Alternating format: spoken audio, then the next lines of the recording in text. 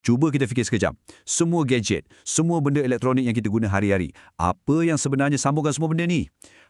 Hari ni kita nak borak pasal dua benda yang selalu orang pandang sebelah mata je, tapi sebenarnya sangat penting, iaitu kabel dan terminal. Serius, tanpa dua benda ni, dunia digital kita boleh lumpuh terus.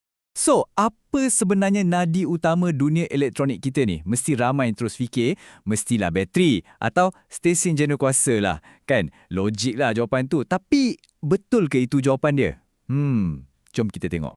Jawapannya, bukan. Sebenarnya, yang paling penting ialah sambungan tu sendiri.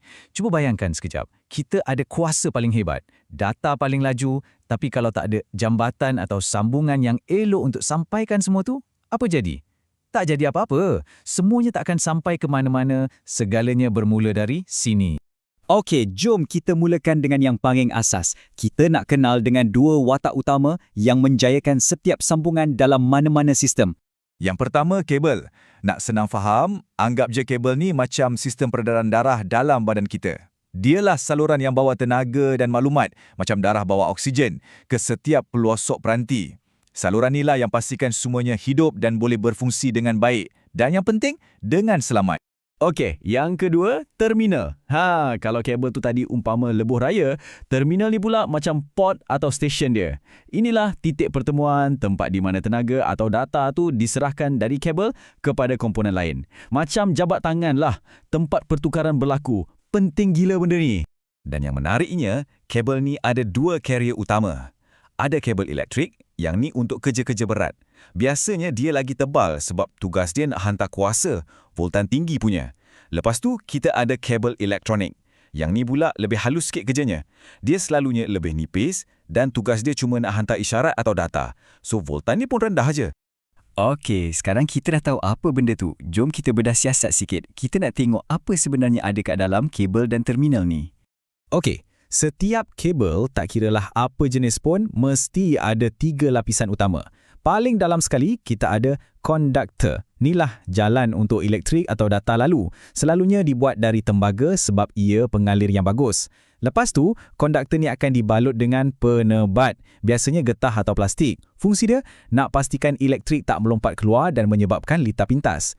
Dan yang paling luar, kulit dia, kita panggil jaket. Lapisan ni keras, tujuannya untuk bagi perlindungan fizikal, supaya tak mudah rosak kalau terhimpit ke, terpotong ke. Okeylah, cukup pasal teori. Jom kita masuk bab praktikal sikit. Macam mana kita nak guna pengetahuan ni untuk jadi macam doktor kabel, untuk kesan masalah sebelum ia jadi lagi parah. Dan percayalah, anda tak perlukan alat mahal-mahal pun nak mula. Alat diagnostik yang paling power sekali dah ada pada anda. Apa dia? Mata anda sendiri. Yep, pandai memerhati tu dah kira langkah pertama dan yang paling penting. Okey, jom kita tengok carta mudah ni. Sangat berguna, serius. Kalau anda nampak ada rekahan atau kabel dah mula nak terkoyak, tu mungkin tanda kabel tu dah tua atau selalu kena lenjan.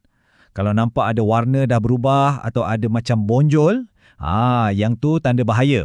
Selalunya sebab sambungan longgar yang jadi terlalu panas.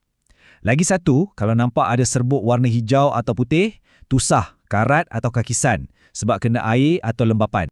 Dah tahu kesan masalah, mestilah kita nak tahu cara nak selesaikan kan? Okey, ni bahagian terakhir kita. Jom kita tengok beberapa langkah penyelenggaraan asas yang boleh kita buat untuk pastikan semua sistem kita sihat.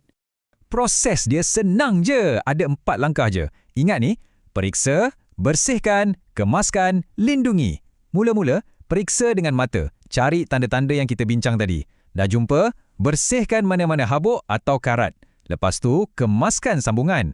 Pastikan semuanya ketat dan tak longgar. Dan yang terakhir, lindungi. Kalau ada bahagian terdedah, balut atau letak pelindung. Senang je kan?